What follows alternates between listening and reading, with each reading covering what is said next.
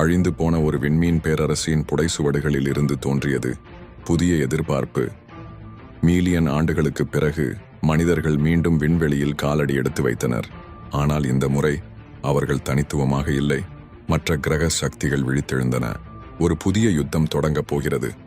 இது ஒரு பிழைப்பு மட்டுமல்ல, ஆதிக்கத்திற்கான போராட்டம். நமது கதையின் நாயகர் கமாண்டர் ஆரன் ராக்ஸ் ஒரு தைரியமான விண்வெளி வீரர். தந்தையின் மரணத்திற்கு பின்னால் உள்ள உண்மை திட்டங்களை கண்டறிய ஆர்வம் உள்ளவர். நீங்கள் என்ன நினைக்கிறீர்கள் கேப்டன்? எங்கள் ராடார் புளூட்டோ வட்டத்தை கடந்துவிட்டது. ஆனால் அங்கே இருந்து ஒரு மர்மமான ஒலி வருகிறது. ஆரன் தன்னுடைய மதர்ஷிப்பில் இருந்து புறப்பட்டான். அவர் கூட்டணியில் இருந்த சிலருடன் சேர்ந்து தோலன் நட்சத்திரம் நோக்கிச் சென்றார். அங்கு அவரை எதிர்கொண்டது மாயாட்ரான் கூட்டம். செயற்கையாக உருவாக்கப்பட்ட உயிரினங்கள். அவர்களின் ஒரே இலக்கு உயிருள்ள ஒவ்வொருவரையும் அழித்துவிட வேண்டும்.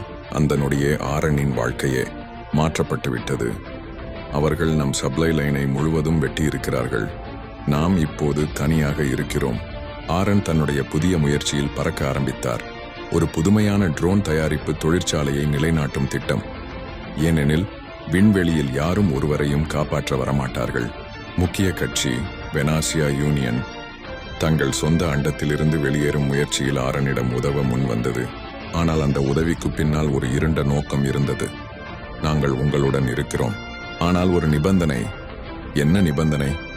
இந்த குளோனிங் தொழில்நுட்பத்தை நீங்கள் நமக்காக மட்டும் பயன்படுத்த வேண்டும். ஆரன் குழம்புகிறார். ஆனால் அவனுக்கு பிறரை நம்ப நேரமில்லை. மாயாட்ரான் சக்திகள் ஒரு கால்வாய் வழியாக நம் விண்வெளிக்குள் நுழைந்து விட்டன. பூமியை நோக்கியுள்ள அந்த பயங்கர வேகம். அவருக்கு 48 மணி நேரமே உள்ளது. தோல்வி என்ற வார்த்தை இப்போது புவியில் அர்த்தமற்றது. நீங்கள் தயாரா கேப்டன்? எல்லா கேனன்களும் ரெடி, தொடங்கலாம்.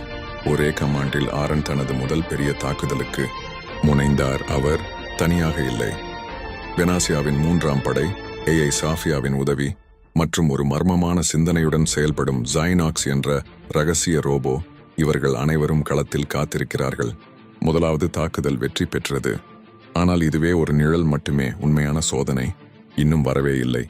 விண்வெளியில் ஒளியும் இருளும் ஒன்றாக மோதும் இந்த போரில் நாம் வெற்றி கொள்வோமா அல்லது நம்மை நாமே அழித்துக் கொள்வோமா? இதுதான் எக்ஸ் கிராஃப்ட் விண்வெளியின் இருண்ட காவியம். பாகம் 2 தொடரும். இந்த கதை பிடித்திருந்தால் லைக் செய்யுங்கள், சப்ஸ்கிரைப் செய்யுங்கள், உங்கள் நண்பர்களுக்கு ஷேர் செய்யுங்கள்.